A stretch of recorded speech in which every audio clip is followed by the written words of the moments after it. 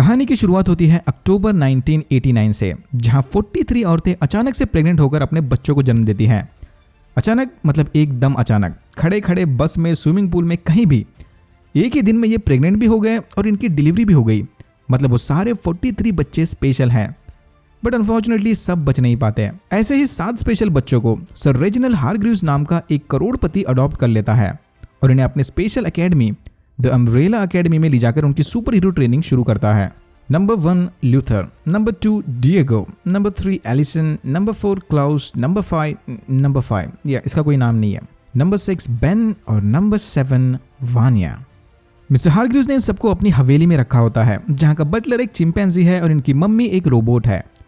जैसे जैसे ये लोग जवान होते हैं, वो इस एकेडमी को छोड़कर अपनी पर्सनल लाइफ पर फोकस करते हैं। इधर 6 ही दिख रहे हैं, क्योंकि आगे चल के बेन की मौत हो जाती है और नंबर 5 भी अचानक से कहीं गायब हो गया था। फिर मिस्टर हारग्रीव्स की मौत हो जाती है और ये सारे बच्चे इसका अंतिम संस्कार करने फिर से एक साथ आते हैं।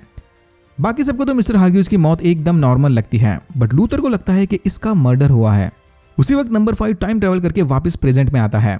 इसका कहना है कि ये सालों तक टाइम में अटक गया था और अब फाइनली वापस आ गया है। ये दिखता बच्चे जैसा है, बट एक्चुअल में इसकी उम्र 58 साल है। टेक्निकली सिर्फ इसके मेमोरीज 58 साल के हैं।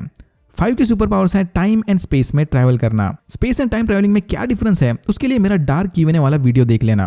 ओके, टाइम ट्रैवलिंग के दौरान फ्यूचर में जाना जितना आसान है, फ्यूचर से वापस पास्ट में आना उतना ही मुश्किल है, एटलीस्ट इनकी यूनिवर्स में। और इसीलिए इस एग्जैक्ट मोमेंट पर ट्रैवल करने का सोल्यूशन निकालने 5 को इतने साल लग गए। बट एक बात तो पक्की है, ये कुछ बड़ा कांड करके आया है, क्योंकि बहुत सारे सीक्रेट एजेंट्स इसकी जान के पीछे पड़े हैं। एक डोनट शॉप में 5 के ऊपर कुछ एजेंट्स हमला कर देते हैं। 5 इन एजेंट्स को मारकर अपने हाथ में लगा वो ट्रैकिंग चिप निकाल देता है। इसी चिप से ये लोग इसे ट्रैक कर रहे थे। फिर हम देखते हैं कि क्लाउस एक ड्रग एडिक्ट है जो मरे हुए लोगों से बात कर सकता है, इंक्लूडिंग इसका भाई बेन। वानिया के पास कोई सुपर पावर्स नहीं होते, इसीलिए वो अपने ग्रुप से अलग होकर अपनी एवरेज लाइफ जी रही है। वानिया एक म्यूजिशियन है जो पार्ट टाइम वायलिन क्लासेस भी लेती है। फिर 5 जाकर वानिया से मिलता है और उसे चेतावनी देता है कि 8 दिन में दुनिया खत्म होने वाली है। इसने फ्यूचर में जाकर एपोकलिप्स की बाद वाली दुनिया को देखा है और अब वापस आ गया है ताकि वो अपनी फैमिली के साथ मिलकर किसी तरह दुनिया को बचा सके। 5 को फ्यूचर में एक प्रोस्थेटिक आंख मिली थी और उसे पूरा यकीन है कि ये आंख उसी की है जिसकी वजह से कयामत आएगी। 5 फिर क्लाउस के साथ मिलकर उस आंख के ओनर को ढूंढने निकलता है, तो दूसरी तरफ 2 नए एजेंट्स चाचा और हेजल 5 की तलाश में निकलते हैं। 5 और क्लाउस को पता चलता है कि जिस आंख के ओनर को वो ढूंढ रहे हैं वो आंख तो अभी तक बनी भी नहीं है, बट 5 को इस बंदे की बातों पर शक आता है।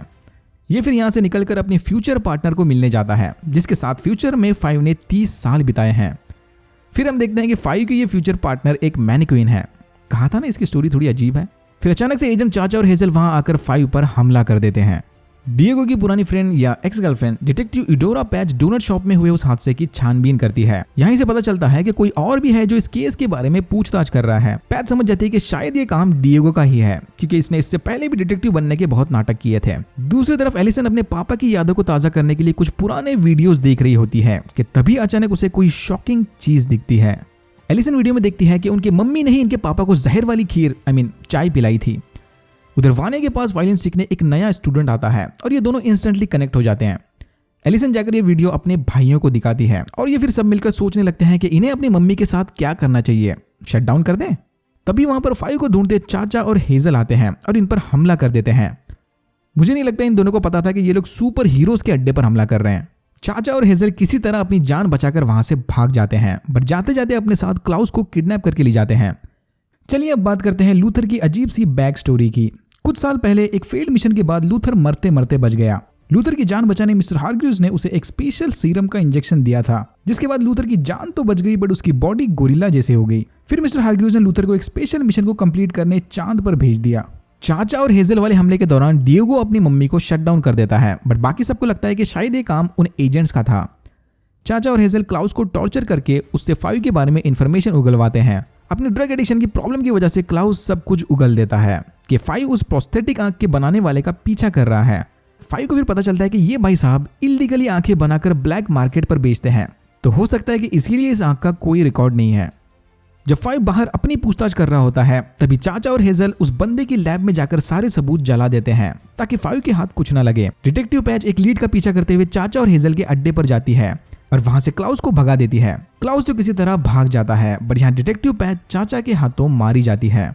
फिर हम देखते हैं कि क्लाउस अपने साथ इन एजेंट्स की सूटकेस टाइम मशीन भी लेकर भागा है, जिसकी मदद से वो पास्ट में ट्रैवल करता है। Okay, back to the future. Number 5 जब टाइम ट्रेवल करके एपोकलिप्स की बाद वाली दुनिया में गया था, तब वहां पर उसकी मुलाकात एक ओल्ड लेडी से हुई थी जो एक कमीशन नामी सीक्रेट टाइम ट्रेवलिंग ग्रुप के लिए काम करती है। इनके ग्रुप का मकसद है टाइम को स्टेबल रखना और इसीलिए इन्होंने कयामत को आने से नहीं रोका, बिकॉज एवरीथिंग इज कनेक्टेड। फिर ये लेडी 5 को अपने ग्रुप में शामिल होने का ऑफर देती है, जिसे ये फौरन एक्सेप्ट कर लेता है। इसके बाद सालों तक 5 ने इन्हीं के लिए काम किया, जिसमें JFK का असैसिनेशन भी शामिल है। बट केनेडी को मारने से ठीक पहले 5 ने टाइम में एग्जैक्ट मोमेंट पर ट्रैवल करने वाली अपनी पहली सुलझा दी और वो काम अधूरा छोड़कर वहां से भाग गया और इसी का बदला लेने कमीशन ने अपने एजेंट्स इसके पीछे लगा दिए। बट साले ये टाइम ट्रैवल करने के बाद छोटे बच्चे में कैसे बदल गया? जवाब है क्वांटम फिजिक्स, मतलब इग्नोर इट। एलिसन को वानिया के इस नए बॉयफ्रेंड लेनेट पर शक होने लगता है, इसीलिए वो उसके ऊपर रिसर्च करने लग जाती है। बट वानिया को लेनेट पर काफी भरोसा है, क्योंकि इसी के कहने पर उसने अपनी दवाइयां लेनी बंद कर दी, जिसकी वजह से उसके स्किल्स इंप्रूव हो गए और उसमें काफी कॉन्फिडेंस भी आ गया है। सरप्राइजिंगली सेम टाइम पर वानिया को ऑर्केस्ट्रा में लीड वायलिनिस्ट का रोल मिलता है, क्योंकि इनकी पिछली लीड अचानक से गायब हो जाती है। वानिया को लगता है कि जब से लेनर्ड इसकी लाइफ में आया है, इसकी जिंदगी एकदम बदल सी गई है। बेचारी को ये नहीं पता कि इसे ये नया रोल सिर्फ इसीलिए मिला है क्योंकि लेनर्ड ने इनकी पुरानी लीड का मर्डर कर दिया है। दूसरी तरफ क्लाउस अपने टाइम ट्रेवलिंग एडवेंचर से वापस आता है, तो ये भाई साहब पास्ट में जाकर वियतनाम वॉर लड़कर आए हैं। बट वॉर में अपने प्यारे साथी को खोने के बाद ये अब वापस आ गया है। क्लाउस उस टाइम मशीन को बर्बाद करके वापस अपने घर चला जाता है। जब 5 को पता चलता है कि क्लाउस ने वो मशीन उड़ा दी, तो ये इस पर काफी भड़क पड़ता है। बट फिर 5 किसी तरह जुगाड़ लगाकर चाचा और हेजल की मदद से उनके बॉस के साथ अपनी मीटिंग फिक्स करवाता है। मीटिंग के दौरान वो ओल्ड लेडी 5 को नया जॉब ऑफर देती है, जिसके बदले ये लोग उसकी फैमिली को छोड़ देंगे। 5 इस ऑफर को भी एक्सेप्ट कर लेता है और कमीशन के हेडक्वार्टर जाकर अपने नए डेस्क जॉब की शुरुआत करता है। ये सारे लोग यहाँ पर दुनिया पर नजर रखे होते हैं और अपने एजेंट्स को ऑर्डर पहुंचाकर उनकी टाइमलाइन प्रोटेक्ट करने में मदद करते हैं। यहाँ 5 को पता चलता है कि आने वाली एपोकलिप्स के पीछे हैरोल्ड जेंकिंस का हाथ है और द कमीशन किसी भी कीमत पर चाचा और हेजल की मदद से हैरोल्ड को बचाना चाहती है। इससे पहले कि ये ऑर्डर्स चाचा एंड हेजल को मिले, 5 वो ऑर्डर्स बदलकर उन दोनों एजेंट्स को एक दूसरे को मारने का ऑर्डर देता है। फिर लूथर को पता चलता है कि उसका वो चांद पर जाने वाला मिशन फेक था, जो उसके पापा ने बस इसे बिजी रखने के लिए बनाया था। ये जानकर लूथर जबरदस्त डिप्रेशन में चला जाता है। वानिया ये देखकर गुस्सा होती है कि इसकी फैमिली फिर से इसे बिना बताए प्राइवेट मीटिंग्स कर रहे हैं। पहले इसके पापा इसे कमजोर समझते थे, अब तो इसके भाई बहन भी इसे भाव नहीं देते। धीरे धीरे वानिया के अंदर की असली शक्तियां बाहर आने लगती हैं। पोगो फिर उस रोबोट मदर को फिर से चालू करता है, बट इसे स्ट्रिक्ट वार्निंग देता है कि उसे अपने बच्चों से असली सच्चाई छुपा के रखनी पड़ेगी। फिर 5 अपने ऑफिस को बम से उड़ाकर और चुराई हुई सूटकेस टाइम मशीन को यूज करके हैरोल्ड जेंकिंस को ढूंढने वापस प्रेजेंट में आता है। 5 अपनी फैमिली को बताता है कि अगर दुनिया को बचाना है तो उन्हें हैरोल्ड जेंकिंस को ढूंढकर रोकना पड़ेगा। फिर इन्हें पता चलता है कि ये हैरोल्ड जेंकिंस कोई और नहीं बल्कि वानिया का बॉयफ्रेंड लेनर्ड है। इन्हीं की तरह हैरोल्ड भी 1989 में पैदा हुआ था, बट इसका बर्थ अचानक वाला नहीं बल्कि नॉर्मल वाला था। हैरोल्ड को जन्म देते वक्त उसकी मम्मी की डेथ हो गई थी और वो अपने शराबी और अब्यूसिव पापा के साथ रहता था। हैरोल्ड द अम्ब्रेला एकेडमी का बहुत बड़ा फैन था और उसे लगता था कि वो भी इन्हीं की तरह स्पेशल है। बट बाद में मिस्टर हारग्रीव्स ने इसकी इंसल्ट करके इसे भगा दिया कि बच्चे तेरे में कोई खास बात नहीं है, you are just a normal kid. Harold इस बात से काफी परेशान होता है और वो घर जाकर अपने अब्यूसिव पिता का मर्डर कर देता है। 12 साल जेल में सजा काटने के बाद हैरोल्ड को सारी अम्ब्रेला एकेडमी से बदला लेना है और वो चुपके से इन सब का पीछा करने लगता है। ऐसे ही एक दिन क्लाउस अपने पापा के पुराने सामान को बेचकर ड्रग्स लाने निकल पड़ता है। उस सामान में मिस्टर हारग्रीव्स की पर्सनल नोटबुक भी होती है, जिसमें सारे बच्चों के सीक्रेट्स लिखे हैं। क्लाउस उस नोटबुक को कचरे में फेंककर काम का सामान बेचने चला जाता है। इसी दौरान क्लाउस का पीछा कर रहा हैरोल्ड मिस्टर हारग्रीव्स की वो नोटबुक कचरे से चुरा लेता है और इस तरह हैरोल्ड यानी लेनर्ड को वानिया के सीक्रेट पावर्स के बारे में पता चला। अपने डिप्रेस्ड भाई लूथर को बचाने के चक्कर में क्लाउस एक बार फाइट में भिड़ पड़ता है और बेहोश होकर सीधा ऊपर जाता है। यहाँ इसकी मुलाकात मिस्टर हारग्रीव्स से होती है, जो एक्सेप्ट कर लेते हैं कि हाँ उन्होंने वाकई में लूथर को एक फेक मिशन पर भेजा था। मिस्टर हारग्रीव्स यहाँ इसे ये भी बताते हैं कि क्लाउस एक्चुअल में बहुत ही ज्यादा पावरफुल है, बट वो अब तक अपने ट्रू पोटेंशियल को नहीं जानता। और फिर क्लाउस वापस होश में आता है। दूसरी तरफ Leonard classic Bollywood trick use करके वानिया के पावर्स को एक्टिवेट करता है। कौन सी क्लासिक बॉलीवुड ट्रिक? अरे वही किराए के गुंडों से अपनी खुद की पिटाई करवाने वाली। ये किराए के गुंडे कैरेक्टर में आकर लेनर्ड की खूब पिटाई करते हैं, जिसमें उसकी एक आंख फूट जाती है। लेनर्ड को बचाने के चक्कर में वानिया अपना कंट्रोल खो देती है और उन गुंडों में से 2 को सीधा मार देती है। हॉस्पिटल से डिस्चार्ज होने के बाद लेनर्ड वानिया को लेकर अपने जंगल वाले अड्डे पर जाता है, जहां वानिया अपने पावर्स को कंट्रोल करने की प्रैक्टिस करती है। फिर एक फ्लैशबैक सीन में हम देखते हैं कि मिस्टर हारग्रीव्स पहले से ही वानिया के पावर्स के बारे में जानते थे, बट बाद में वो समझ गए कि उसका इन पावर्स पर कोई कंट्रोल नहीं है और इसीलिए इनकी मम्मी एक रोबोट है ताकि गुस्से में अगर वानिया इसे मार न दे, मार भी दिया तो रिपेयर हो जाएगी। मिस्टर हारग्रीव्स ने ही जानबूझकर वानिया को उन टैबलेट्स पर रखा था ताकि उसे कभी अपनी असली पावर्स का पता ना चले। तो एलिसन के पास एक तरह के माइंड कंट्रोलिंग पावर्स हैं, मतलब अगर उसने आपसे कुछ कहा तो आप उस बात पर भरोसा करने लग जाओगे या आप वो करोगे जो वो आपको करने के लिए बोल रही है। फॉर एग्जाम्पल, अगर एलिसन ने आपके कान में बोल दिया कि I heard a rumour that Nerdhound is the best Hindi recap channel on the YouTube, तो आपके पास इस पर भरोसा करने के अलावा दूसरा कोई ऑप्शन नहीं है। एलिसन वानिया को ढूंढते यहां पहुंच जाती है और इसके सर पर एक और बड़ा बॉम्ब फोड़ देती है। एलिसन को भी बचपन से वानिया के इन सीक्रेट पावर्स के बारे में पता था और इसी ने मिस्टर हारग्रीव्स के कहने पर एलिसन के कान में बोल दिया था कि उसके पास कोई पावर्स नहीं है, वो बस एक नॉर्मल लड़की है।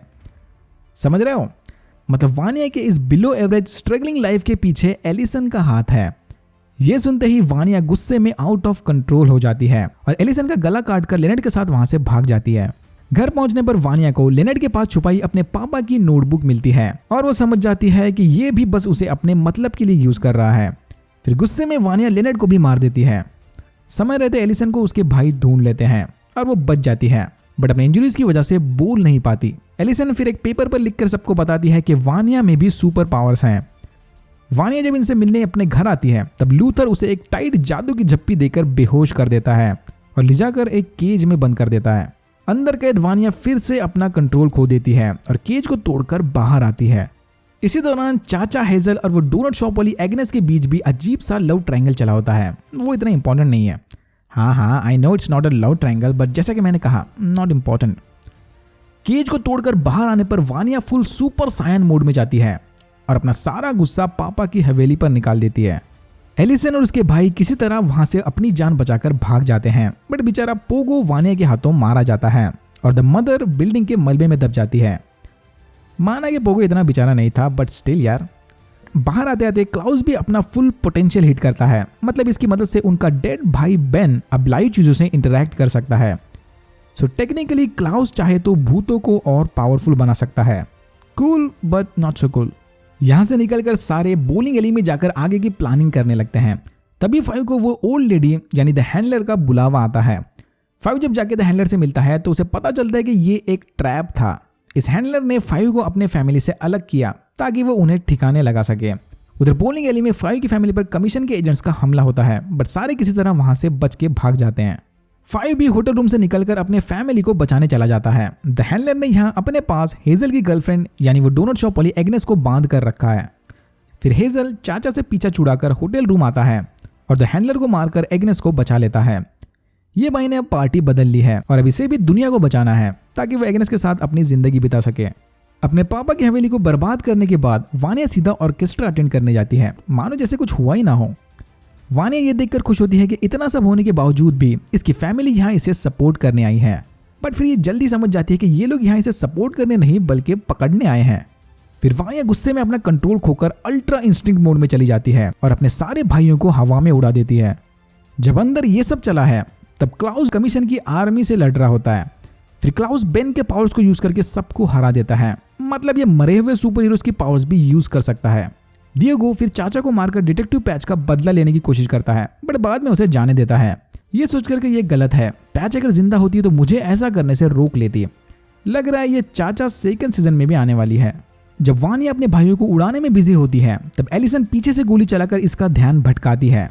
डोंट वरी, इसने गोली बाजू में चलाई थी, बट जब एलिसन ने वानिया का ध्यान भटकाया तब वानिया ने एक्सीडेंटली एक एनर्जी बीम को स्पेस में फेंक दिया था। ये बीम जाकर सीधा चांद से टकराती है और चांद के कुछ टुकड़े जमीन की तरफ आते हैं। इसी से तो एपोकलिप्स आएगी। कहा था ना, एवरीथिंग इज कनेक्टेड। फाइव समझ जाता है कि उनका मिशन बुरी तरह फेल हो गया है। फिर वो अपने फैमिली को लेकर टाइम में और पीछे ट्रैवल करता है, ये सोच के कि हम फिर से एक बार ट्राई करेंगे। और यहाँ होता है सीजन 1 खत्म। तो हमारे हीरोज 2019 में सक्सेसफुली दुनिया की बैंड बजाकर अब 1960s के दौर में आ गए हैं। याद है ना, एकदम लास्ट मोमेंट पर फाइव ने सबको टाइम ट्रैवल करवाकर एपोकलिप्स से बचा लिया था। हर बार की तरह ही इस बार भी फाइव का टाइम ट्रैवलिंग का हिसाब चूक जाता है और फैमिली के सारे मेंबर्स 60s के अलग अलग साल में पहुंच जाते हैं। क्लाउस लैंड होता है 1960s में, एलिसन 1961 में, लूथर 1962 में, डिएगो 1 सितंबर 1963 में, वानिया 12 अक्टूबर 1963 में, तो नंबर 5 25 नवंबर 1963 में। नंबर 5 पास्ट में पहुंचकर देखता है कि ये लोग अपने साथ साथ अपोकलिप्स को भी टाइम ट्रैवल करवाकर 1963 में लेकर आए हैं। और इस वाली नई अपोकलिप्स की वजह कोई चांद का टुकड़ा नहीं बल्कि एक न्यूक्लियर वॉर है। और एज एक्सपेक्टेड सारी की सारी हारग्रीव्स फैमिली इस वॉर का हिस्सा है। फिर दुनिया के खात्मे से ठीक पहले हेजल नंबर 5 को टाइम ट्रैवल करवाकर अपोकलिप्स के 10 दिन पहले वाले टाइम में लेकर जाता है। बट इससे पहले कि हेजल 5 को कुछ और इन्फॉर्मेशन दे, वहां पर कमीशन के भेजे 3 नए असासिन्स आकर हेजल को मार देते हैं। बट मरने से ठीक पहले हेजल 5 की जेब में एक वीडियो रोल छुपा देता है। नंबर 5 किसी तरह बाल बाल बचकर वहां से भाग जाता है। तो हेजल के कहने के मुताबिक 5 और उसकी फैमिली के पास इस नई वाली अपोकलिप्स को रोकने के लिए सिर्फ 10 दिन का टाइम है। बट प्रॉब्लम यह है कि 5 को पहले इस नई दुनिया में अपने बिछड़े भाई बहनों को ढूंढना पड़ेगा। लकीली ये सारे लोग टाइम ट्रैवल करके एक ही जगह पर लैंड हुए थे और पास ही की बिल्डिंग में रहने वाला एलियट नाम का एक बंदा पिछले 3 सालों से इन अजीब घटनाओं पर रिसर्च कर रहा है। 5 अब इसी की मदद से अपनी फैमिली को ढूंढेगा। 5 के आने के पहले सारी हारग्रीव्स फैमिली अब अपनी नई जिंदगी में सेट हो चुकी है। एलिसन ने एक लोकल एक्टिविस्ट से शादी कर ली है और वो भी अब इसके साथ इक्वल राइट्स की मुहिम में शामिल हो चुकी है। लूथर ने अंडरग्राउंड बॉक्सिंग चालू कर दी है और वो एक फेमस नाइट क्लब ओनर का बॉडीगार्ड बन चुका है। डिएगो पागल खाने में कैद है। क्लाउस ने अपना कल्ट बना लिया है, तो वानिया अपनी याददाश्त खोकर शहर के दूर सिसी और काल के साथ उनके बच्चे हालन की बेबी सिटर बन के रह रही है। एलियट की रिसर्च की मदद से 5 लूथर को ढूंढकर उसे आने वाली अपोकलिप्स के बारे में बताता है। बट लूथर को अब दुनिया को बचाने में कोई इंटरेस्ट नहीं है, वो तो बस अपनी सिंपल जिंदगी जीना चाहता है। फिर हम देखते हैं कि द हैंडलर अब भी जिंदा है और इसने द कमीशन में वापस अपनी ड्यूटी ज्वाइन कर ली है। बट पिछले सीजन में हुए फेल्ड मिशन के बाद द हैंडलर का अब डिमोशन हो गया है। इसी चीज को लेकर हैंडलर अपने बॉस एजे से काफी गुस्सा है। ओह बाय द वे, इसका बॉस एक फिश टैंक में बैठा फिश है जो फिश टैंक में बैठा एक ह्यूमन बॉडी को ऑपरेट कर रहा है। पागल खाने में डिएगो ने लाइला नाम की एक नई दोस्त बना ली है। जब से डिएगो यहाँ पर आया है, इसके सर पर प्रेसिडेंट केनेडी को बचाने का भूत सवार है। जो लोग नहीं जानते, 22 नवंबर 1963 को केनेडी हत्याकांड हुआ था और डिएगो इसी चीज को रोककर हीरो बनना चाहता है। 22 नवंबर 1963 के दिन प्रेसिडेंट केनेडी पर हमला हुआ। 25 नवंबर को नई वाली अपोकलिप्स आई और नई वाली अपोकलिप्स का रीजन न्यूक्लियर वॉर था। समझ रहे हो ना?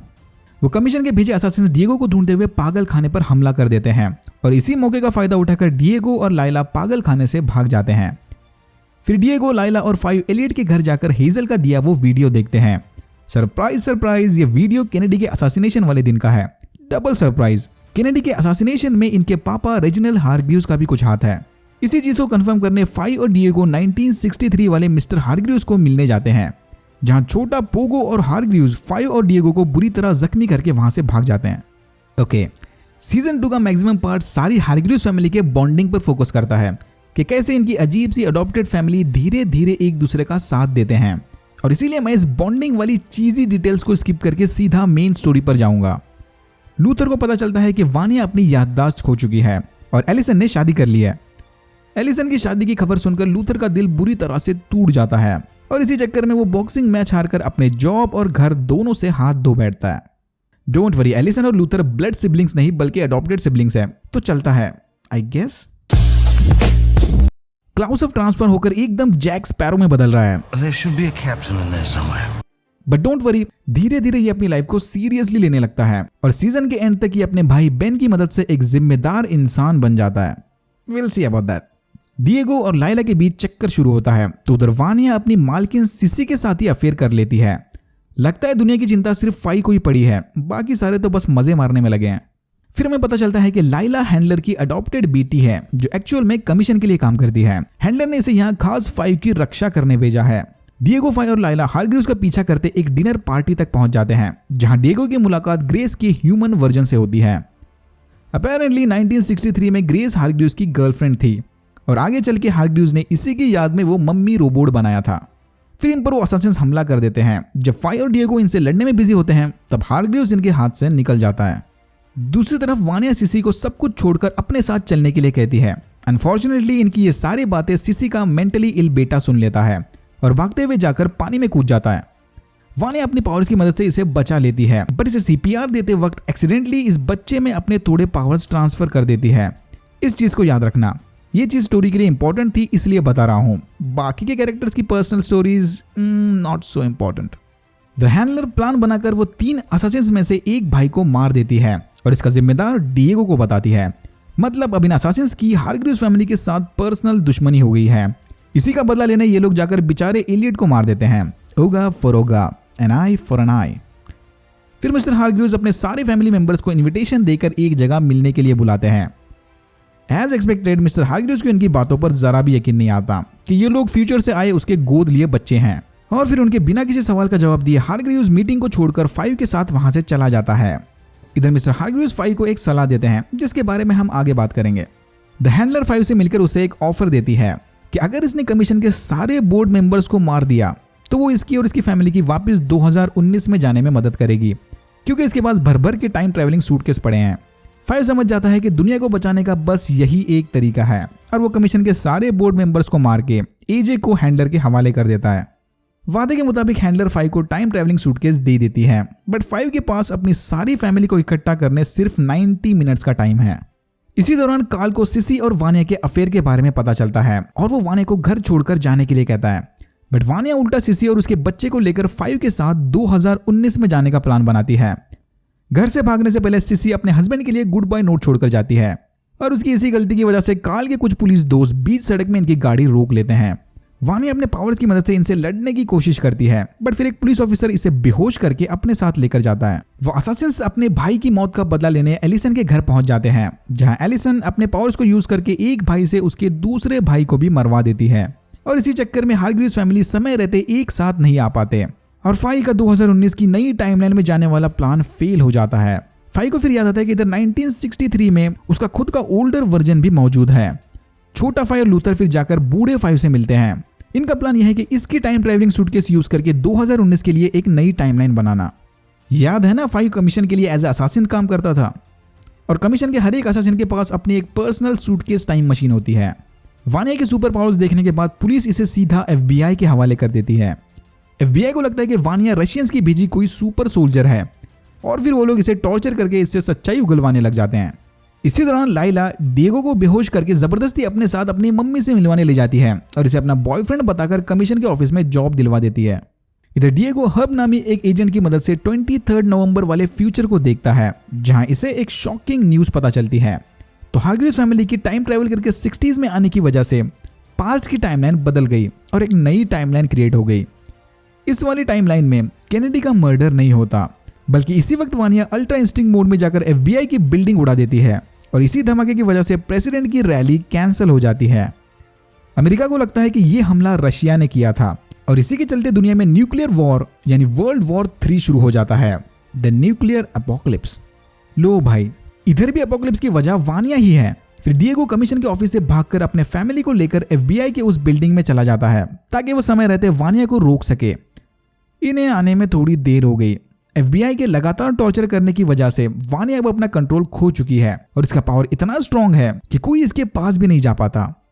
और यहाँ काम आते हैं बेन के नए पावर्स, जिसकी मदद से वो अपनी आत्मा को किसी भी बॉडी में डाल सकता है। वेल, टेक्निकली ये पावर्स उसे क्लाउड से मिले हैं, बट एनी हाउ बेन फिर किसी तरह वानिया की बॉडी में घुसकर उसे समझा कर शांत कर देता है और इसी मूवमेंट के बाद उसके आत्मा को शांति मिल जाती है। वानिया तो स्टेबल हो गई, बट इसके पावर से कनेक्टेड सिसी का बेटा हार्लन अब भी कंट्रोल के बाहर है। याद है, इसे बचाते वक्त वानिया ने गलती से इसमें अपने पावर्स ट्रांसफर कर दिए थे। वेल, इधर बेन और द अम्ब्रेला एकेडमी ने FBI बिल्डिंग में होने वाले ब्लास्ट को तो रोक लिया, बट उधर हार्लन अपने नए पावर्स को यूज करके एक्सीडेंटली अपने पापा को ही मार देता है।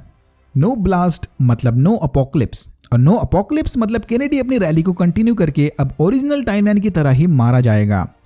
डिएगो ने दुनिया को तो बचा लिया, बट वो केनेडी को नहीं बचा पाया। फिर उधर कमीशन के ऑफिस में लाइला को पता चलता है कि उसके पेरेंट्स की मौत के पीछे एजे और नंबर 5 का हाथ है। इसके बाद लाइला और द हैंडलर अपनी आर्मी लेकर सारी अम्ब्रेला एकेडमी से बदला लेने चले जाते हैं। ओके, तो लाइला के पेरेंट्स को नंबर 5 नहीं मारा था क्योंकि तब वो कमीशन के लिए असैसिनेशन का काम करता था, बट लाइला को यह नहीं पता कि मर्डर का ऑर्डर एजे ने नहीं बल्कि खुद हैंडलर ने दिया था। इसी ने बाद में डॉक्यूमेंटेशन में झूल मारकर अपनी जगह एजे का नाम डाल दिया। उधर छोटा 5 और लूथर फिर से अपने सूटकेस मिशन में फेल हो जाते हैं। बूढ़ा 5 प्लान के मुताबिक वापस 2019 में चला जाता है। सेम वही सीन जो हमने सीजन 1 में देखा था। बट जाने से पहले इनके बीच हुई हाथापाई में वो सूटकेस टाइम मशीन टूट जाती है। ओल्ड नंबर 5 वापस 2019 में चला गया, बट जाने से पहले यंग नंबर 5 ने इसे करेक्ट कैलकुलेशन बता दिए थे ताकि 2019 में पहुंचने पर वो बच्चे की बॉडी की बजाय अपनी ओरिजिनल बॉडी में लैंड करे। ये एक बड़ा चेंज है, देखते हैं इसका फ्यूचर पर क्या असर होता है। चलिए अब बात करते हैं रेजिनाल्ड हारग्रीव्स और केनेडी हत्याकांड के बारे में। तो डीगो का शक बिल्कुल सही था। मिस्टर हारग्रीव्स जिन लोगों के लिए काम करते हैं, केनेडी के असैसिनेशन के पीछे इसी ग्रुप का हाथ था। इस ग्रुप का नाम होता है द मैजेस्टिक 12। इनके वजूद का कोई खास प्रूफ नहीं है, बट कॉन्स्पिरेसी थ्योरीज के बीच मैजेस्टिक 12 काफी पॉपुलर है। ये एक ऐसा सीक्रेट ग्रुप है जो यूएफओ, एलियंस और स्पेस एक्सप्लोरेशन पर नजर रखता है। प्रेसिडेंट केनेडी को इनकी भनक लग गई थी और वो इनके काम में आड़े आ रहे थे, इसीलिए द मैजेस्टिक 12 ने प्रेसिडेंट से पीछा छुड़ा लिया। बट मिस्टर हारग्रीव्स नहीं जानते थे कि ये लोग सच में प्रेसिडेंट को मार देंगे, इसीलिए गुस्सा होकर हारग्रीव्स मैजेस्टिक 12 से मिलने चले जाते हैं, जहां हारग्रीव्स को पता चलता है कि इन्होंने बस इसकी टेक्नोलॉजी हासिल करने इससे झूठ कहा था। पहले से इनका प्लान प्रेसिडेंट को मारकर हारग्रीव्स को ब्लैकमेल करने का था। मैजेस्टिक 12 का प्लान तो सक्सेसफुल हो गया, बट ये नहीं जानते कि मिस्टर हारग्रीव्स के पास ये एडवांस टेक्नोलॉजी आई कहां से। स्पॉइलर अलर्ट, हारग्रीव्स इंसान नहीं बल्कि एक एलियन है। और फिर हारग्रीव्स अपने एलियन रूप में आके वहां मौजूद सारे मैजेस्टिक 12 के मेंबर को मार देते हैं। देखते हैं आगे के सीजन में ये शो हारग्रीव्स की ओरिजिन स्टोरी में क्या क्या चेंजेस करते हैं। केनेडी के मरने के बाद सारी हारग्रीव्स फैमिली को मोस्ट वांटेड क्रिमिनल्स घोषित किया जाता है। वानिया भाप लेती कि उसके दिए पावर्स की वजह से हार्लन काफी परेशानी में है और वो फिर अपने फैमिली के साथ मिलकर उसकी मदद करने चली जाती है। द अम्ब्रेला एकेडमी के यहाँ पहुंचने के कुछ देर बाद ही लाइला, हैंडलर और द कमीशन की आर्मी भी इधर आ जाती है। फिर उस कमीशन के असैसिन को पता चलता है कि उसके भाइयों के मरने के पीछे हारग्रीव्स फैमिली का नहीं बल्कि द हैंडलर का हाथ है, और अब ये भी अपने भाइयों का बदला लेने यहाँ आ जाता है। वानिया अपने पावर्स को कंट्रोल करके सिंगल हैंडेडली कमीशन की सारी आर्मी को हरा देती है। बट फिर हम देखते हैं कि लाइला के पास भी सुपर पावर्स हैं और वो भी इन्हीं की तरह ही स्पेशल चाइल्ड है। तो लाइला इनमें से किसी की भी पावर को कॉपी कर सकती है, but one at a time. I think इसके बारे में द हैंडलर को ऑलरेडी पता था और इसीलिए इसने फाई की मदद से लाइला के फैमिली को मारकर उसे गोद ले लिया। फिर फाई लाइला को उसकी सौतेली मम्मी की असली सच्चाई बताता है, बट इससे पहले कि वो कुछ रिएक्ट करे, हैंडलर वहां आकर सबको मार देती है और फिर असैसिन आकर हैंडलर को मार देता है। फाइव अपनी आखिरी सांसें ले रहा होता है कि तभी अचानक उसे मिस्टर हारग्रीव्स की कई बातें याद आती हैं। टाइम में लंबी लंबी छलांगे लगाने की बजाय छोटे छोटे स्टेप्स लेकर अपने पावर्स को कंट्रोल करना सीखो। और फिर हारग्रीव्स की इसी एडवाइस को फॉलो करके 5 टाइम में कुछ सेकंड्स पीछे चला जाता है। Hands down one of the best scene of season 2। 5 time में कुछ सेकंड्स पीछे जाकर हैंडलर को इन्हें मारने से रोक लेता है, बट उसे असैसिन के हाथों मरने देता है। लाइला हैंडलर की सूटकेस टाइम मशीन लेकर भाग जाती है और वानिया हार्लन से अपने पावर्स वापस ले लेती है। Well, not exactly. बाद में हम देखते हैं कि हार्लन के पास अब भी उसके पावर्स मौजूद हैं। हैंडलर के मरने के बाद हर्ब द कमीशन का नया बॉस बन जाता है। फिर हर्ब की दी गई सूटकेस टाइम मशीन की मदद से द अम्ब्रेला एकेडमी वापस 2019 की नई टाइमलाइन में जाते हैं। 2019 में पहुंचकर ये लोग देखते हैं कि इस नई टाइमलाइन में फिर से सब कुछ उल्टा पुल्टा हो गया है। यहाँ मिस्टर हारग्रीव्स जिंदा है और वो अम्ब्रेला एकेडमी की बजाय नई सुपर हीरो की टीम द स्पैरो एकेडमी को ट्रेन कर रहे हैं। ये कौन सा सुपर हीरो है भाई? और स्पैरो एकेडमी के लीडर हैं नन अदर देन बेन। और यहां होता है सीजन 2 खत्म। पिछले सीजन के एंडिंग में दुनिया को बचाने के बाद the umbrella academy alternate timeline में चले आए। ये लोग जब 1963 में सर रेजिनाल्ड से मिले थे, तब उसने डिसाइड कर लिया था कि फ्यूचर में वो इनकी बजाय दूसरे गिफ्टेड बच्चों को गोद ले लेगा, सिर्फ बेन को छोड़ के, क्योंकि ये तब बेन से नहीं मिला था। ओपनिंग सीन में हमने अल्टरनेट बेन को सबवे ट्रेन में जन्म लेते देखा। बेन की टीनेज मदर कुछ स्पेशल पार्टिकल्स के बॉडी में जाती ही अचानक से प्रेग्नेंट हो गई। ये पार्टिकल्स बिल्कुल वैसे ही दिख रहे थे जैसे रेजिनाल्ड ने रिलीज किए थे, यानी शायद सारे स्पेशल बच्चों के जन्म के पीछे रेजिनाल्ड का ही हाथ है। इन पार्टिकल्स का सीजन 3 के एंडिंग के साथ भी बहुत बड़ा कनेक्शन है, बट उसके बारे में हम अगले वीडियो में बात करेंगे। इस अल्टरनेट टाइमलाइन में अम्ब्रेला एकेडमी की बजाय स्पैरो एकेडमी थी, जिनमें शामिल थे Marcus as number 1, Ben as number 2 जो कि जिंदा है, क्रोस को कंट्रोल करके उनके आंखों से देखने वाली Fei as number 3, Mark Ruffalo Alfonso as number 4, Sloane as number 5, Jayme as number 6 और ये उड़ने वाला cube Christopher as number 7। Oh by the way, इस टाइमलाइन में बेन के साथ साथ रेजिनाल्ड भी जिंदा है। लेकिन अम्ब्रेला एकेडमी को टाइमलाइन चेंज से कोई फर्क नहीं पड़ता, उन्हें उनका घर वापस चाहिए। फिर घर के पोजीशन को लेकर अम्ब्रेलाज और स्पैरोज के बीच जबरदस्त लड़ाई छिड़ गई, जिसमें स्पैरोज हमारे हीरोज पर भारी पड़ने लगे। अपनी टीम को बुरी तरह से हारता देख वानिया ने उसके खतरनाक पावर्स यूज किए और स्पैरोज को उड़ाकर अपनी टीम के साथ बाहर भाग गई। अपने ही घर में दूसरों से बुरी तरह से पिटने के बाद अम्ब्रेला एकेडमी ने होटल ऑब्सीडियन में पनाह ली, लेकिन जल्दी जल्दी भागने के चक्कर में ये उनकी टाइम ट्रैवलिंग सूटकेस वहीं छोड़ा है। अम्ब्रेला एकेडमी के अचानक से टाइमलाइन में आने की वजह से घर के बेसमेंट में ये एनर्जी बॉल या क्यूगल ब्लिट्स बनने लगा। क्यूगल ब्लिट्स यानी सिंपल भाषा में black hole ultra pro max, जो धीरे धीरे दुनिया के साथ साथ सारी यूनिवर्स को खा जाएगा। स्पैरोज के साथ अमन कायम करने वानिया सीक्रेटली उनके लीडर यानी नंबर 1 से मिलने चली गई। वानिया ने नंबर 1 को बताया कि इन्हें वो टाइम ट्रैवलिंग सूटकेस वापस मिलते ही वो चुपचाप इस टाइमलाइन से निकल जाएंगे। अगर नंबर 1 ने ज्यादा होशियारी दिखाने की कोशिश की तो वानिया सारी मीडिया के सामने अकेली उनकी टीम की बैंड बजा देगी। स्पैरोज ऑलरेडी वानिया के पावर्स को देखकर थोड़ा डरे हुए थे, लेकिन नंबर 1 ये नहीं जानता था कि फे और बेन कौवे भेजकर चुपके से इनकी बातें सुन रहे थे। अम्ब्रेला एकेडमी के पीछे पीछे यहाँ लाइला भी चली आई। इसने डिएगो को बताया कि उसके जाने के बाद लाइला को बच्चा हो गया। फिर लाइला इस बड़े से बच्चे स्टैनली को डिएगो के हवाले करके वहां से चली गई। नंबर 1 इस सूटकेस को ढूंढते हुए घर के बेसमेंट में चला गया, जहां इनकी मेड रोबोट ग्रेस क्यूगल ब्लिट्स की पूजा कर रही थी। इस एनर्जी बॉल के पावर्स देखकर ग्रेस ने उसे भगवान समझ लिया। नंबर 1 के क्यूगल ब्लिट्स को छूते ही उसमें से एक जबरदस्त एनर्जी वेव रिलीज हुई। वो एनर्जी वेव नंबर 1 के साथ साथ होटल ऑब्सीडियन के रिसेप्शनिस्ट डॉग को भी निकल गई। फिर हमने देखा कि लस्टर पॉकेट नामी एक बंदा अजीब से ऑडियो टेप सुनते हुए कहीं जा रहा था। नंबर 1 के अचानक से गायब होते ही बेन को लगा कि शायद अम्ब्रेला एकेडमी ने उसे किडनैप कर लिया, तो उसका बदला लेने स्पैरो एकेडमी ने लूथर को किडनैप कर लिया। लूथर स्पैरो एकेडमी के ट्रेनिंग सेंटर वगैरह देखकर काफी इंप्रेस था। नंबर 1 के वापस आने तक वो यहाँ आजादी से रह सकता है। इधर आने के कुछ देर बाद ही लूथर और मिस सिक्स पैक्स एब्स एके स्लोन एक दूसरे के पैर में पड़ गए। I mean dam. वानिया को पब्लिक रिकॉर्ड से पता चला कि 1989 में सिसी की मौत हो गई। फिर सिसी की यादों से इंस्पायर होकर वानिया को फाइनली उसकी असली सेक्सुअलिटी समझ आई कि वो वानिया नहीं विक्टर है। रियल लाइफ में भी एलन पेज अब एलियट पेज है। विक्टर ने फौरन जाकर यह बात अपने सिबलिंग्स को बताई। ऑब्वियसली उन्हें विक्टर के ट्रांसजेंडर होने से कोई प्रॉब्लम नहीं, वो तो उल्टा विक्टर के लिए खुश थे। Okay, moving on. विक्टर के समझाने के बाद एलिसन अपने बेटी से मिलने वापस घर चली गई। घर पहुंचते एलिसन को पता चला कि इस नई टाइमलाइन में उसकी बेटी क्लेयर का कोई वजूद नहीं। ये देखकर एलिसन का जबरदस्त इमोशनल ब्रेकडाउन हुआ। क्लॉज ने किसी तरह अपने माँ का नाम ढूंढ लिया था।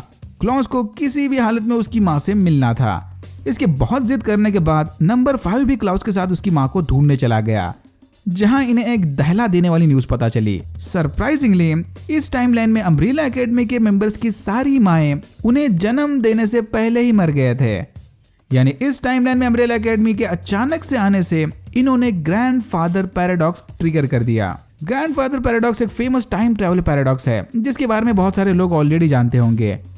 बेसिकली अगर मैं टाइम ट्रैवल करके पास्ट में जाऊं और मेरे पैदा होने से पहले मेरे दादाजी को मार दूं तो क्या होगा? दादाजी मर गए तो मेरा वजूद नहीं होना चाहिए, बट अगर मैं पैदा नहीं हुआ तो फिर टाइम ट्रैवल करके दद्दू को मारा किसने? यही है ग्रैंडफादर पैराडॉक्स। इनकी सिचुएशन में दादाजी की जगह मम्मी है। डिएगो स्टैन की कान की दवाई लाने उसे जनरल स्टोर ले गया, जहां उनकी मुलाकात नंबर 4 और 6 से हुई। 4 और 6 के साथ चली टाइम पास लड़ाई के वक्त स्टैन और डिएगो एक दूसरे के दोस्त बन गए। लूथर से परेशान होकर आखिरकार स्पैरो एकेडमी ने उसे छोड़ दिया, बट जाने से पहले स्लोन लूथर को अपने रूम में खींच लाई। And then they do it. Layla की टाइम ट्रैवलिंग सूटकेस इस टाइमलाइन में काम नहीं कर रही थी, तो उसने फे के पावर्स को यूज करके स्पैरो एकेडमी से 5 की सूटकेस चुरा ली। क्यूगल ब्लिट्स से निकले एनर्जी वेव्स धीरे धीरे अब इंसानों को भी निकलने लग गए। अपने फैमिली को ग्रैंडफादर पैराडॉक्स के खतरे समझाने के बाद 5 की मुलाकात लाइला से हुई। 5 ये देखकर हैरान रह गया कि इस टाइमलाइन में इन दोनों के टाइम ट्रैवलिंग सूटकेस काम नहीं कर रहे। दोनों सूटकेस का एक साथ खराब होना ऑलमोस्ट इम्पॉसिबल बात थी। शायद ये भी ग्रैंडफादर पैराडॉक्स के साइड इफेक्ट्स में से एक है। लूथर के लौटने के बाद एलिसन और विक्टर स्पैरो एकेडमी से डील करने चले गए। मौके का फायदा उठाकर एलिसन ने बेन से झूठ कहा कि हाँ, उन्होंने वाकई में नंबर 1 को किडनैप कर लिया। सूटकेस मिलते ही वो नंबर 1 को छोड़ देंगे। सूटकेस के बारे में कोई आइडिया न होने के बावजूद भी बेन ने यह शर्त मान ली। दोनों ही पार्टीज अपने मतलब के लिए एक दूसरे से सफेद झूठ बोल रहे थे। एलिसन का यह नया रूप देखकर विक्टर थोड़ा परेशान था। क्लॉज चुपके से रेजिनल से मिलने चला गया। रेजिनल को भी इनके मॉम्स की मौत के बारे में कोई आइडिया नहीं। फिर क्लॉस को पता चला कि स्पैरोज रेजिनल्ड को दवाइयां खिलाकर कमजोर बना रहे थे। रेजिनल्ड का ये सॉफ्ट रूप देखकर क्लॉस को उस पर दया आई। फिर क्लॉस ने रेजी को दवाइयों को अवॉइड करने की स्पेशल ट्रिक सिखाई। स्पैरोज के बाकी मेंबर्स को भी बेसमेंट में बने कूगल ब्लिट्ज के बारे में पता चला। वो समझ गए कि शायद इसी ने नंबर 1 को निगल लिया होगा। ये कूगल ब्लिट्ज भी अम्ब्रेला एकेडमी के आने के बाद ही बना था, यानी नंबर 1 की मौत की वजह वही है। फिर बेन के कहने पर सारे अम्ब्रेला एकेडमी से लड़ने होटल ऑब्सीडियन चले गए। बेसिकली स्पैरोज यहाँ अम्ब्रेला एकेडमी के मेंबर्स को मारने आए थे और शायद मार भी देते, लेकिन एन मोमेंट पर लेस्टर ने उन्हें बचा लिया। लेस्टर की बॉडी से निकले एनर्जी ब्लास्ट ने नंबर 4 और नंबर 6 को मार दिया। ये देखकर बाकी वहां से भाग निकले, बट बेचारी स्लोन पकड़ी गई। विक्टर ने लेस्टर को देखते ही पहचान लिया कि ये तो सीसी का बेटा हार्लन कूपर है, वही बच्चा जिसकी जान बचाने की खातिर विक्टर ने उसे अपने पावर्स दे दिए थे। फिर एक फ्लैशबैक सीन में हमने देखा कि हार्लन के अनकंट्रोलेबल पावर्स की वजह से सीसी का जीना मुश्किल हो गया था। इन्हें हमेशा एक जगह से दूसरी जगह ट्रैवल करना पड़ता। 1989 में सीसी ने किसी बीमारी की वजह से हॉस्पिटल में दम तोड़ दिया। सीसी के मरने के बाद हार्लन ने कंट्रोल खोकर जबरदस्त एनर्जी रिलीज की। इसके बारे में हम आगे बात करेंगे। Okay, back to the present time. Sloane से सूटकेस के बारे में इंफॉर्मेशन उगलवाने एलिसन उसे टॉर्चर करने लगी, बट कोई फायदा नहीं था। स्लोन को किसी सूटकेस के बारे में कुछ नहीं पता। खुद को खुश करने के लिए एलिसन ने आई हर्ड अ रूमर वाली ट्रिक खुद पर भी आजमा ली, पर देख के लग नहीं रहा कि कोई फायदा हुआ। अपने अंदर का गुस्सा शांत करने एलिसन डीगो के साथ एक रेसिस्ट क्लब चली गई और वहां के कुछ रेसिस्ट बंदों को कूट दिया। स्पैरो से समझौता करने विक्टर और लूथर स्लोन को वापस उनके हवाले करने चले गए, लेकिन सिर्फ इससे काम नहीं चलने वाला। बेन को स्लोन के साथ साथ हार्लन भी चाहिए ताकि वो अपने सिबलिंग्स की मौत का बदला ले सके। फाई और लाइला किसी तरह सूटकेस को सुपर चार्ज कर TVA पहुंच गए, कमीशन के ऑफिस पहुंच गए। कमीशन की पूरी बैंड बजी पड़ी थी। ग्रैंडफादर पैराडॉक्स से बना वो कूगल ब्लिट्ज धीरे धीरे सारी यूनिवर्स को खाए जा रहा था। हेडक्वार्टर्स में घूमते घूमते फाई और लाइला ने कमीशन के फाउंडर को ढूंढ लिया। सरप्राइज सरप्राइज, फाइव ने ही कमीशन की बुनियाद रखी थी, या फिर कहो 5 के ओल्डर वर्जन ने, क्योंकि ये बुढ़ाऊ 100 के पार लग रहा है। इन्हें मिलने के कुछ देर बाद ही बूढ़े 5 ने दम तोड़ दिया। मरने से पहले इसने प्रेजेंट 5 को चेतावनी दी कि चाहे कुछ भी हो जाए, खुद से दुनिया को बचाने की कोशिश मत करना। Don't save the world. ये जाते जाते ओब्लिवियन के बारे में भी कुछ बात कर रहा था। इस बुढ़ाऊ 5 का एक हाथ कटा हुआ था और उसके छाती पर अजीब सा टैटू बना था। 5 फौरन चाकू निकालकर उस टैटू को काटने लगा। होटल ऑब्सीडियन में स्टैन और क्लॉस को एक सीक्रेट रूम मिला जिसके दीवार पर व्हाइट बफेलो का सर लगा था। ये देखकर क्लॉस को रेजिनल्ड के ऑफिस में लगी व्हाइट बफेलो की पेंटिंग याद आई। इधर स्पीयर गन से खेलते वक्त स्टैन ने एक्सीडेंटली क्लॉस को मार दिया। विक्टर को ढूंढते वक्त हार्लन को एक रूम में कुछ औरतों की फोटोज मिले। ये अम्ब्रेला एकेडमी मेंबर्स की माएँ थी जो 1989 में मारी गई। हार्लन फौरन इन फोटोज को उठाकर विक्टर के पास ले गया।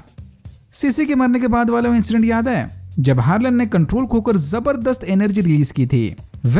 तब हार्लन विक्टर को ढूंढने की कोशिश कर रहा था, क्योंकि विक्टर उनसे वादा करने के बावजूद भी उन्हें अकेला छोड़कर चला गया। विक्टर को ढूंढते वक्त हार्लन एक्सीडेंटली इनके मदर्स के साथ कनेक्ट हो गया, अगेन बेन की मां को छोड़कर।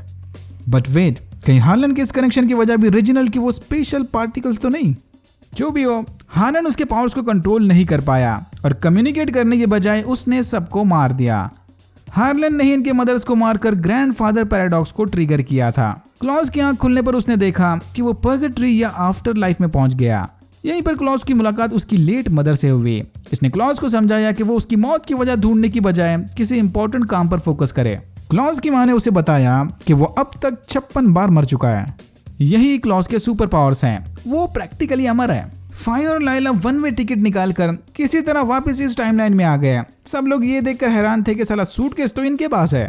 फाइव ने सबको बुरी खबर सुनाई कि ग्रैंडफादर पैराडॉक्स से बना वो कूगल ब्लिट्ज जल्द ही सारी यूनिवर्स में तबाही मचा देगा। स्टैन का पीछा करते हुए डीगो को पता चला कि उसने एक्सीडेंटली क्लॉस को मार दिया। पट्टा चुपके से क्लॉस की बॉडी को निपटाने में लगा हुआ था। स्टैन का रोना धोना देखकर डिएगो भी उसके साथ मिलकर क्लॉस की बॉडी को ठिकाने लगाने लगा। पर तभी क्लॉस की आत्मा फिर से उसके शरीर में आ गई। डिएगो का यह फादरली रूप देखकर लाइला फिर से उसके प्यार में पड़ गई। लूथर स्लोन के साथ डेट पर जाने की तैयारी में था, बट तभी जेलस एलिसन ने लूथर पर अपना जादू चला दिया और उसके साथ जबरदस्ती करने लगी। लूथर किसी तरह एलिसन से पीछा छुड़ाकर स्लोन के पास चला गया। सब ने डिसाइड किया कि इन्हें अपना सारा फोकस कूगल ब्लिट्ज पर लगाना चाहिए। रेजिनल्ड के साथ चली मीटिंग के वक्त क्लॉज ने बेसमेंट में किसी एनर्जी बॉल को देखा था। 5 समझ गया कि वही कूगल ब्लिट्ज है, यानी इस काम में इन्हें स्पैरोज की भी मदद लगेगी। तो उनसे हाथ मिलाने के लिए इन्हें हार्लन को स्पैरोज के हवाले करना होगा। ये सुनते ही विक्टर ने एलिसन की मदद से हार्लन को भगा दिया। 5 वो टैटू काटकर अपने साथ लेकर आया था। क्लॉज ने टैटू देखते ही पहचान लिया कि ये सिंबल तो मदर ऑफ एग्नी बाइकर गैंग का है। फिर 5 इस पहेली का हल ढूंढने मदर ऑफ एग्नी के क्लब चला गया, जहां उसकी मुलाकात टैटू आर्टिस्ट पोगो से हुई। और यहाँ होता है एपिसोड 5 खत्म। एपिसोड 6 की शुरुआत हुई एक फ्लैशबैक सीन से। इस टाइमलाइन के पोगो को रेजिनल के एक्सट्रीम ट्रेनिंग के तरीके जरा भी पसंद नहीं थे।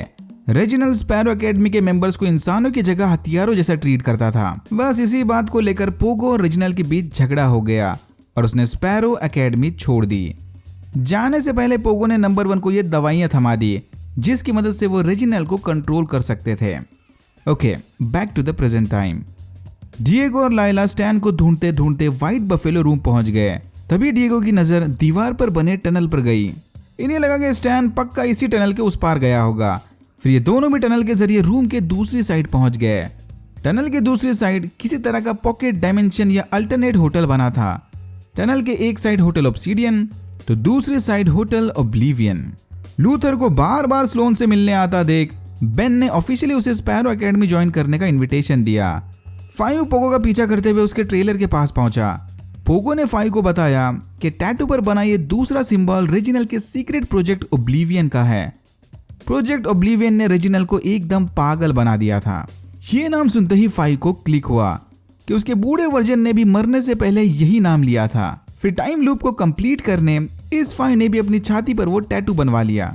विक्टर फैमिली से दूर हार्लन के पावर्स वापस लेने का रास्ता ढूंढ रहा था। हार्लन के पास पावर्स वापस देने का एक रास्ता था, बट उसमें काफी खतरा है। एलिसन के बहुत समझाने के बावजूद भी विक्टर ने रुकने से मना कर दिया। हार्लन को रोकने की कोशिश में शायद यहाँ एलिसन की बॉडी में भी उसके थोड़े पावर्स चले गए। क्लॉज को आफ्टर लाइफ से पता चला कि बचपन में रेजिनल ने बार बार इसकी जान ली थी। रेजिनल क्लॉज के अमर होने के पावर्स चेक करने उस पर एक्सपेरिमेंट्स कर रहा था। क्लॉज इस बात को क्लियर करने अल्टरनेट टाइमलाइन वाले रेजिनल से मिलने चला गया, जो दवाइयों को इग्नोर करने के बाद अब फिर से सिर्फ फिरा रेजी बन गया था। क्लॉज को जवाब देने के बजाय रेजिनल ने उसे शॉक देकर मार दिया और अपने पिछले टाइमलाइन वाले एक्सपेरिमेंट्स कंटिन्यू किए। टनल के उस पार पहुंचते ही लाइला ने डिएगो को बॉम्ब न्यूज दी कि स्टैन उसका बेटा नहीं है, वो तो अपने किसी दोस्त टर्डी के बच्चे को यहाँ घुमाने लाई थी। डिएगो के फादर स्किल्स चेक करने उसने जानबूझकर ये प्रैंक किया। अल्टरनेट होटल में चलते चलते इन्होंने रिसेप्शन पर रखी बेल बजाई। बेल के बजाते ही होटल के गार्डियंस ने दोनों पर हमला कर दिया। हमले में डिएगो की 2 उंगलियां कट गई। फिर ये दोनों किसी तरह से अपनी जान बचाकर टनल से बाहर आ गए। बाहर आते इन्होंने देखा कि स्टैन तो कभी अंदर गया ही नहीं था। लेकिन तभी दोनों की आंखों के सामने कूगल ब्लिट्ज से निकली वेव ने स्टैन को गटक लिया। उधर विक्टर हार्लन से अपने पावर्स वापस लेने में कामयाब हो गया, पर इसके चलते विक्टर बुरी तरह से थक चुका था। हार्लन नहीं जानता था कि विक्टर ने उसका सच अपनी फैमिली से छुपाए रखा था। फिर हार्लन ने एलिसन को बताया कि इसी ने एक्सीडेंटली ग्रैंडफादर पैराडॉक्स ट्रिगर किया है। ये सुनते ही एलिसन की सटक गई। गुस्से एलिसन ने हार्लन को मारकर उसकी बॉडी स्पैरोज के हवाले कर दी। अब इसने सही किया या गलत, वो अलग मोरल डिबेट है। Flashback time. हैंडलर की मौत के बाद लाइला को उसकी मां की सच्चाई पता चली। फिर लाइला कमीशन से टेलीपोर्ट होकर 1989 के वेस्ट बर्लिन चली गई। द बर्लिन वॉल वाला इंसिडेंट। हैंडलर ने इस वॉल के अंदर टाइम ट्रैवलिंग सूटकेस छुपा के रखी थी। यहीं पर लाइला की मुलाकात टर्डी से हुई। टर्डी हफ्ता भर के लिए अपने बॉयफ्रेंड के साथ रॉक बैंड टूर पर गई हुई थी। स्टैन को अकेला देखकर लाइला उसे अपने साथ डिएगो से मिलवाने ले आई। Now back to the present time. Allison ने विक्टर को साफ साफ बता दिया कि उसी ने हार्लन को मारकर स्पैरोज के हवाले किया। एलिसन को विक्टर से कोई हमदर्दी नहीं रही। साला जब भी अपने लाइफ में सेटल होने की कोशिश करती है, विक्टर कोई ना कोई वर्ल्ड एंडिंग कांड करके टाइमलाइन चेंज कर देता था। इस बार भी विक्टर की वजह से एलिसन ने उसकी बेटी खो दी। हार्लन का मैटर सॉल्व होने के बाद अम्ब्रेला एकेडमी और स्पैरोज ने साथ मिलकर कूगल ब्लिट्ज को नंबर 7 के अंदर कैद कर लिया। कूगल ब्लिट्ज को परेशानी में देखकर grace full on Khaleesi mode में आ गई थी, बट 5 ने उसे डीएक्टिवेट कर दिया। रेजिनल क्लॉज को अपने साथ इन सब से कहीं दूर ले गया। रेजी बार बार क्लॉज को मारकर उस पर एक्सपेरिमेंट्स कर रहा था। क्लॉज की बस एक ही कमजोरी थी, फिर से जिंदा होने के बाद उसकी बॉडी थोड़ी ढीली पड़ जाती है। रेजिनल के लगातार एक्सपेरिमेंट्स के बाद क्लॉज का ये प्रॉब्लम भी सॉल्व हो गया। फिर रेजिनल क्लॉज का डर मिटाने उसे सीधा कब्रिस्तान ले गया। याद है ना, क्लॉज को भूत दिखते थे। क्लॉज ने रेजिनल से मोटिवेशन मिलते ही अपने इस डर पर भी काबू पा लिया। घर में सारे जीत की खुशियां मना रहे थे। इसी मौके का फायदा उठाकर लूथर ने स्लोन को प्रपोज कर लिया। स्लोन फौरन मान गई। लाइला ने डिएगो को बताया कि वो सच में प्रेग्नेंट है। कोई भी आगे का डिसीजन लेने से पहले ये उसके फादर स्किल्स देखना चाहती थी, इसीलिए वो स्टैन को पटाकर अपने साथ लाई थी। डिएगो इस टेस्ट में पास हो गया। फाइव ने विक्टर को समझाया कि वैसे भी हालन को बचाने से कुछ नहीं बदलने वाला था, तो उसके लिए गिल्टी फील करके रोने से कोई फायदा नहीं। जब भी जरूरत पड़े वो फाइव से बात करने आ सकता है, लेकिन अगर उसने फिर से एक बार बिना किसी को बताए ऐसा कोई वर्ल्ड एंडिंग लेवल का डिसीजन लिया तो फाइव खुद उसे मार देगा। पार्टी के दौरान नंबर 7 ओवरलोड होकर फूट गया और उसके अंदर से निकला कुगल ब्लिट्स फे के साथ साथ सारे घर को निकल गया। बाकी सारे किसी तरह बाल बाल बचकर यहाँ से निकलने में कामयाब हो गए। फिर एक और फ्लैशबैक सीन में हमने देखा कि 1918 में रेजिनल इस सीक्रेट पासेज को ढूंढते हुए यहाँ चला आया। पासेज या टनल के मिलते ही रेजिनल ने उसके आसपास होटल बनवा दिया, होटल ऑब्सीडियन। होटल के बनते ही रेजिनल ने कुछ सोल्जर्स को पासेज के अंदर भेज दिया, जिनमें से एक भी सोल्जर जिंदा नहीं बचा। प्रेजेंट टाइम में बाकी सारे भी इसी होटल में रुके हुए थे। क्लॉज की ट्रेनिंग पूरी होते ही रेजिनल भी उसे यहीं लेकर आया। बाहर उस कुगल ब्लिट्स ने धीरे धीरे सारी धरती तबाह कर दी।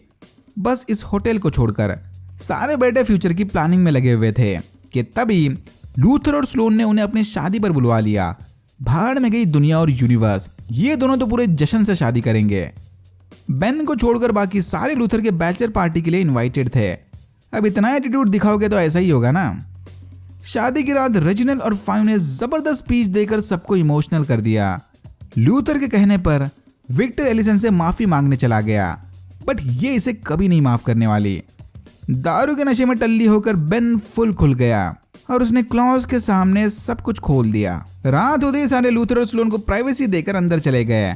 लूथर फिलहाल अपनी जिंदगी से बहुत खुश था। दुनिया तो एक दिन तबाह होनी ही है, उसका छोड़ो। नशे में धुत फाइव को व्हाइट बफेलो रूम से कुछ आवाजें आ रही थी। इसने देखा कि रेजिनल किसी के साथ मिलकर कोई डील कर रहा था, बट जरूरत से ज्यादा पीने की वजह से फाइव उसका चेहरा नहीं देख पाया और लिफ्ट में गिरकर बेहोश हो गया। फिर एक फ्लैशबैक सीन में हमने लूथर के मून वाले मिशन को देखा। उस वक्त मून के सीक्रेट एरिया में रेजिनल ने उसकी बीवी की लाश को रखा था। एबिगेल की लाश यहाँ एक क्रायोजेनिक ट्यूब में बंद थी, यानी रेजिनल शुरू से ही कुछ पर्सनल मिशन पर लगा हुआ है। सुबह होश आते ही फाइव रेजिनल के पार्टनर का चेहरा याद करने की कोशिश कर रहा था, बट जबरदस्त हैंगओवर की वजह से उसके मेमोरीज ब्लर हो गए। रेजिनल ने सबको इकट्ठा करके उन्हें प्रोजेक्ट ओब्लिवियन के बारे में बताया। व्हाइट बफेलो रूम में बना वो पोर्टल इन यूनिवर्स के रीसेट बटन का रास्ता दिखाएगा, बट उस बटन को एक्सेस करने इनमें से 7 मेंबर्स को पोर्टल के उस पार जाकर 7 बेल्स बजाने होंगे। वही बेल्स जिनकी रक्षा होटल ओब्लिवियन के गार्ड्स कर रहे थे। रेजिनल के हिसाब से जिसने भी यूनिवर्स बनाई थी उसी ने इमरजेंसी के लिए वो रीसेट बटन भी बनाया होगा। रीसेट बटन को दबाते ही सारी यूनिवर्स की टाइमलाइन फिर से रीसेट हो जाएगी।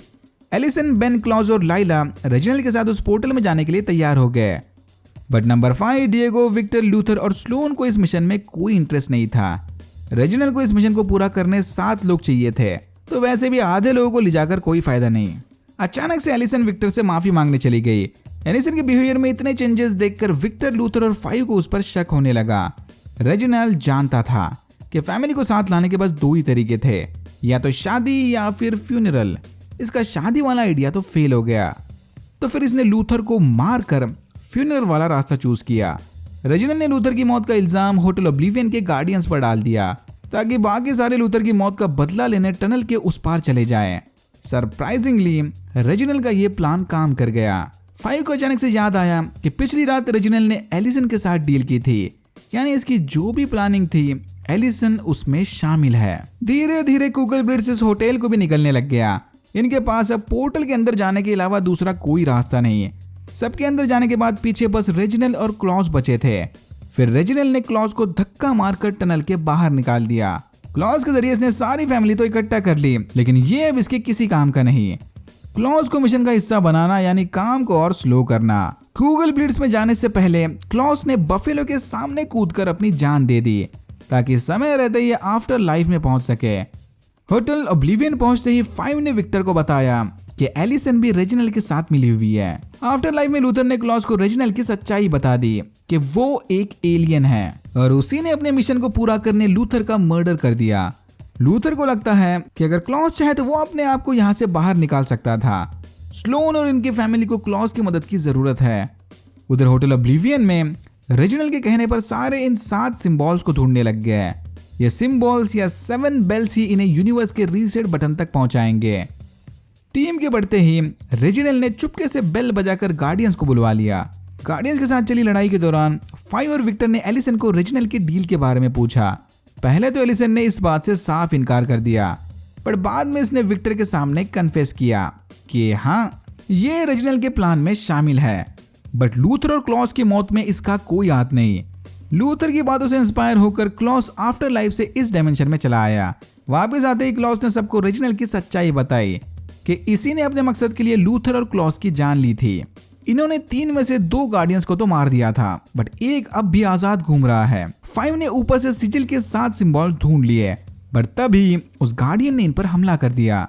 इसी हमले में 5 का एक हाथ टूट गया। इस आखिरी गार्डियन से लड़ने कुछ टाइम के लिए क्लॉज आफ्टरवर्ड से लूथर को भी ले आया, बट वो उसे ज्यादा देर तक इस रियलिटी में नहीं रख पाया। रेजिनल के कहने पर एलिसन को छोड़कर बाकी 7 उन सिंबल्स पर खड़े हो गए और सिजिल को एक्टिवेट करके गार्डियन को मार दिया। वो लूप धीरे धीरे 7 मेंबर्स की जान चूसने लग गया, या फिर कहो इनके अंदर मौजूद वो एनर्जी पार्टिकल चूसने लगा, वही पार्टिकल जिससे सबको सुपर पावर्स मिले थे। इस सिजिल ने 7 की बॉडी को किसी मशीन के साथ कनेक्ट कर दिया था। वो इंटर डायमेंशनल मशीन इनके बॉडीज को फ्यूल की तरह यूज कर रही थी, यानी शुरू से ही यह सब रेजिनल की प्लानिंग होगी। पहले उसने पार्टिकल्स रिलीज करके सुपर ह्यूमन बच्चे पैदा किए और बाद में उन बच्चों को ट्रेन करने लगा ताकि ये लोग होटल ओब्लिवियन के गार्डियंस को हरा कर उसके इंटर डायमेंशनल मशीन के चलते फिरते बैटरीज बन जाएं। अपनी फैमिली को तड़पता देख एलिसन समझ गई कि यूनिवर्स को रीसेट करने के चक्कर में रेजिनल इन 7 की बलि चढ़ाने वाला है। रेजिनल की बातों से लग रहा था कि ये मिशन उसके लिए थोड़ा पर्सनल है।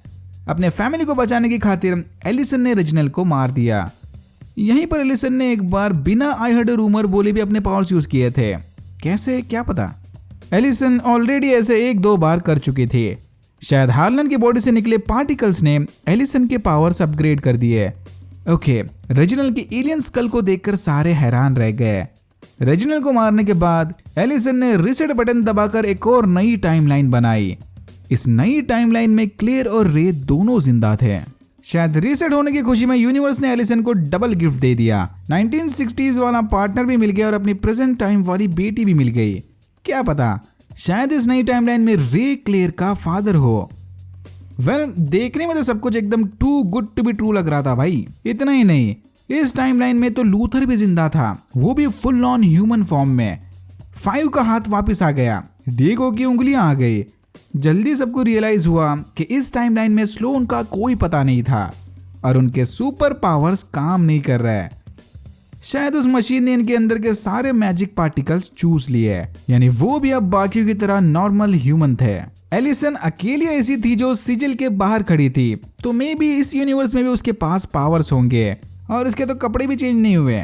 इस नई रियलिटी में regional Hargreaves Ambani pro max बन गया था।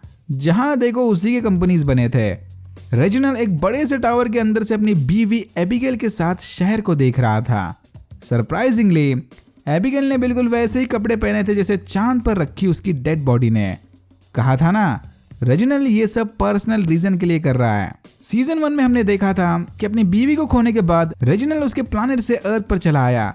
शायद उसे भनक लग गई होगी कि अर्थ पर एक सीक्रेट पोर्टल बना है जिसकी मदद से यूनिवर्स को रीसेट करके मन चाही टाइमलाइन बना सकता है।